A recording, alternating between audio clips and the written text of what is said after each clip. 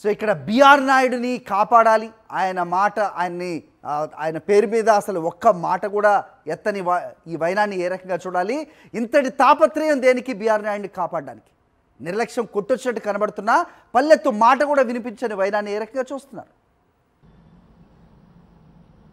అది సాక్షాత్తు ముఖ్యమంత్రి చంద్రబాబు సాక్షిగా టీటీడీ చైర్మన్ బిఆర్ నాయుడు బండారం మొత్తం బట్టబయలైంది. బిఆర్ నాయుడు ముంచేశారు అందరినీ. ఇవాళ తిరుమల ప్రతిష్ట దేశవ్యాప్తంగా దెబ్బతినడానికి, మరీ ముఖ్యంగా తిరుమల చరిత్రలో ఎన్నడూ లేనటువంటి ఒక ఘోరమైన విషాదం చోటు చేసుకోవడమే కాకుండా 6గురు మరణించడం, 34 మందికి పైగా గాయాలైనటువంటి పరిస్థితి చోటు చేసుకోవడానికి ప్రధానమైనటువంటి కారణం టీటీడీ చైర్మన్గా బిఆర్ నాయుడు వచ్చినప్పటి నుండి ఆయన తీసుకున్నటువంటి నిర్ణయాలు, మరొక వైపు ఆయన వ్యవహరిస్తున్నటువంటి నియంతృత్వ వైఖరి అన్నది ఇప్పుడు తీవ్రమైనటువంటి చర్చనీయాంశంగా మారింది. నిన్న స్వయంగా ముఖ్యమంత్రి చంద్రబాబు ముందే ఈవో శ్యామలరావుతో పాటుగా టీటీడీకి సంబంధించిన అధికారులంతా కూడా చంద్రబాబు ముందే బిఆర్ నాయుడు బండారం మొత్తం బట్టబయలు చేశారు. టీటీడీ ఈవో మొత్తం ముంచేశారు. ఆయన నియంతలా వ్యవహరిస్తూ ఉన్నారు. అధికారులతో ఏ విషయం కూడా చెప్పకుండానే ఇష్టానుసారమైనటువంటి నిర్ణయాలు తీసుకుంటున్నారు, ఇష్టానుసారమైనటువంటి ప్రకటనలు చేస్తున్నారు.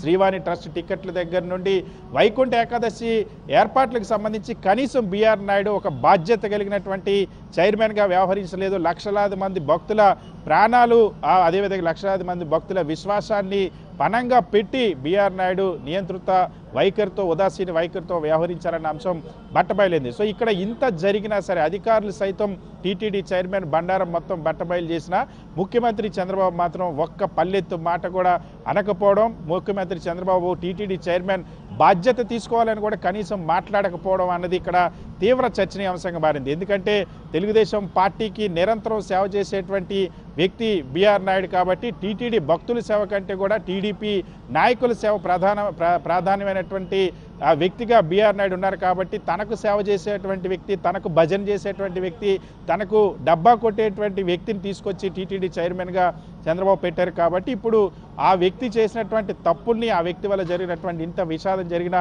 కనీసం బాధ్యత తీసుకోవాలని ముఖ్యమంత్రి చంద్రబాబు మాట్లాడకుండా వెనకేసుకు రావడం, కేవలం తూతూ మంత్రంగా కింది స్థాయి అధికారుల్ని ఆ పైన సస్పెండ్ చేయడం, మరొక వైపు బాధ్యులైనటువంటి వాళ్ళని కనీసం ఒక్క మాట కూడా అడగకపోవడం పట్ల తీవ్రమైనటువంటి విమర్శలు వెల్లువెత్తుతున్నాయి. సో చంద్రబాబు వైఖరి ఏ విధంగా 6గురు ప్రాణాలు పోయాయి, తిరుమల చరిత్రలో ఎన్నడూ జరగనటువంటి ఘోరం జరిగింది.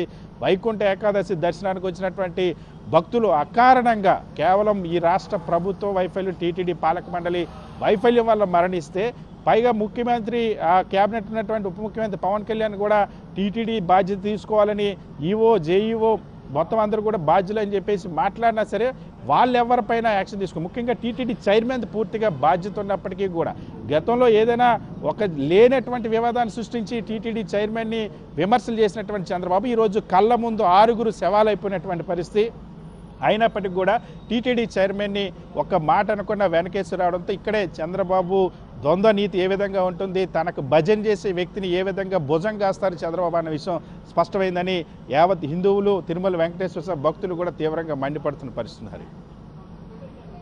వెంకటేశ్వర స్వామి భక్తులు అవ్వచ్చు, తిరుమలకు వచ్చే ఎన్నో భక్తులు అవ్వచ్చు, వీళ్ళందరూ కూడా మాట్లాడుకుంటున్న పరిస్థితి మనం చూస్తున్నాం. ఏ తిరుమల అంశం అయితే ఈ భక్తుల సెంటిమెంట్లు దెబ్బతీసేలా, వాళ్ళ మనోభావాలని, భక్తి శ్రద్ధల్ని దెబ్బతీసేలా ఏ రకమైన వ్యాఖ్యలు గతంలో చేశారో దానికి పర్యవసానమే ఈరోజు అదే తిరుమల కొండపై నుంచి క్షమాపణలు కోరాల్సిన పరిస్థితి వచ్చింది అనేది కూడా మాట్లాడుతున్నారు సతీష్. ఖచ్చితంగా, ఎందుకంటే ఎక్కడైతే తిరుపతిలో డిక్లరేషన్ ప్రకటించారో సనాతన సారథి అని చెప్పి ప్రకటించుకొని హిందూ ధర్మం కోసం, సనాతన ధర్మం కోసం పాటుపడతానని పవన్ కళ్యాణ్ చెప్పారు. ఆ రోజు జరగనటువంటి నెయ్యి కల్తీని జరిగినట్టుగా పవన్ కళ్యాణ్ వ్యాఖ్యానించి చంద్రబాబు ఇచ్చినటువంటి డైరెక్షన్లో, చంద్రబాబు మార్గదర్శనం అనుగుణంగా విమర్శలు చేశారో ఆ రోజు నుండి సరిగ్గా 108 రోజుల తర్వాత, అంటే మనం ఏ దేవుణ్ణి పూజించినప్పుడైనా అష్టోత్తరం అన్నది 108 నామాలతో చేస్తారు. సో ఆ 108 రోజుల తర్వాత ఇటువంటి ఘటన జరిగి మళ్ళీ అదే తిరుమల వెంకటేశ్వర స్వామి పవన్ కళ్యాణ్ చేత క్షమాపణ చెప్పించారన్నటువంటి చర్చ యావత్ హిందూ భక్తుల్లో కూడా జరుగుతున్నటువంటి పరిస్థితి. ఇంత జరుగుతున్నప్పుడు పవన్ కళ్యాణ్ వ్యాఖ్యల్లో కూడా గతంలో టీటీడీ చైర్మన్ గురించి కనీసం ఒక మాట కూడా మాట్లాడకపోవడం. గతంలో అయితే ఏం జరిగినా సరే అప్పటి ముఖ్యమంత్రిది టీటీడీ చైర్మన్ది బాధ్యతను మాట్లాడుతారు. ఇప్పుడు కళ్ళ ముందు 6 ప్రాణాలు పోయాయి. అకారణంగా ఈ ప్రభుత్వ వైఫల్యం వల్ల, ఈ టీటీడీ పాలక మండలి వైఫల్యం వల్ల, ఈ టీటీడీ చైర్మన్ నిర్లక్ష్యం వల్ల కనీసం భక్తులకు మంచినీళ్ళు కూడా అందించలేనటువంటి ఒక చేతకాని అసమర్థ ఆ వ్యవస్థ వల్ల ఇవాళ 6 ప్రాణాలు పోతే కనీసం పవన్ కళ్యాణ్ కూడా ఆ టీటీడీ చైర్మన్ పేరెత్తకపోవడం, ఈ ప్రభుత్వం ముఖ్యమంత్రి పేరెత్తకుండా మాట్లాడినటువంటి తీరు, సో తమ ప్రభుత్వ వైఫల్యాన్ని కప్పిపుచ్చుకోవడానికి గతంలో జరిగితే ఒకలాగా ఇప్పుడు జరిగితే ఒకలా మాట్లాడతారన్నది పవన్ కళ్యాణ్ నిజస్వరూపం. అంటే సనాతన ధర్మాన్ని కేవలం తన రాజకీయ అవసరం కోసం వినియోగిస్తారన్న అంశం మరొకసారి బట్టబయలైనటువంటి పరిస్థితి. ముఖ్యమంత్రి చంద్రబాబు వైఖరి ఎలా ఉందో ఉప ముఖ్యమంత్రి పవన్ కళ్యాణ్ వైఖరి కూడా అదే విధంగా ఉంది. తమకు కావాల్సిన వాళ్ళని వెనకేసుకు రావడం కోసం ఇలా వ్యవహరిస్తారన్నటువంటి విమర్శలు సర్వత్రా వినిపిస్తున్నాయి. రైట్, కంటిన్యూషన్గా చివరిగా ఒక విషయం సతీష్, గతంలో కూడా ఈ లడ్డు వివాదం చంద్రబాబు నాయుడు ఏ యథాలాపంగా అన్నారో లేదంటే కుట్రపూరితంగా అన్నారో తెలియదు, కానీ దాన్ని నెత్తికేసుకుని మన పవన్ కళ్యాణ్ సనాతన ధర్మం అంటూ కాషాయంలో ముందుకొచ్చారు. ప్రస్తుతం జరిగిన ఈ అపచారం, ఈ మహా విషాదానికి కూడా ఈ పవన్ కళ్యాణ్ ముందుకు వచ్చి క్షమాపణలు చెప్పారు. అంటే చంద్రబాబు నాయుడు రారా ఇలాంటి వాటికి పవన్ కళ్యాణ్నే ముందు పెట్టడంలో ఏంటి దీని ఉద్దేశం అంటే ఏం చెప్తారు? ఒత్తిడి అవ్వచ్చు, లేకపోతే మరొకటి అవ్వచ్చు. పవన్ కళ్యాణ్ క్షమాపణలు చెప్పారు, ఖచ్చితంగా టీటీడీ అధికారుల బాధ్యత అన్నారు. చంద్రబాబు ఆ వైఫల్యం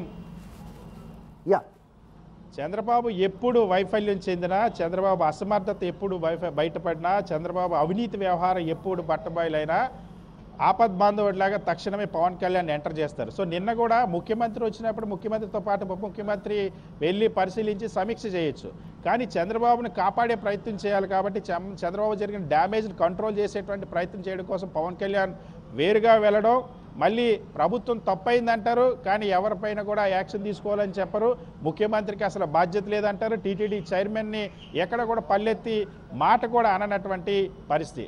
సో ఇక్కడ పవన్ కళ్యాణ్ వైఖరి ఏ విధంగా ఉందన్న విషయం స్పష్టమవుతున్నటువంటి ఆ పరిస్థితి కనిపిస్తుంది. ఎందుకంటే ప్రతి సందర్భంలో కూడా పవన్ కళ్యాణ్ వచ్చేది ఇటువంటి సందర్భాల్లోనే. గతంలో మెట్లు కడిగారు, ప్రాయశ్చిత్త దీక్ష అన్నారు, వెంకటేశ్వర స్వామి ఆ కొండకు కూడా వెళ్ళినటువంటి పరిస్థితి, దుర్గగుడి మెట్లు కూడా కానీ మరి ఈరోజు 6 ప్రాణాలు తీసినందుకు ఏం ప్రాయశ్చిత్తం చేస్తారని ప్రతిపక్షాలు హిందువులు అందరూ కూడా ప్రశ్నిస్తారు. ఆ ప్రాయశ్చిత్తం గురించి ఎక్కడ నిన్న పవన్ కళ్యాణ్ మాట్లాడలేదు. సో ఆయన క్యాబినెట్లో ఉన్నటువంటి ప్రభుత్వమే ఇది, ఆయన పరిపాలనలోనే హిందువులు భక్తులు ప్రాణాలు కోల్పోతే దీనికి ప్రాయశ్చిత్తం ఏం చేస్తారన్న దానిపైన విమర్శలు వెల్లువెత్తిన దీనికి కూడా పవన్ కళ్యాణ్ సమాధానం చెప్పాలని డిమాండ్ సర్వత్రా వినిపిస్తుంది. All right Satish.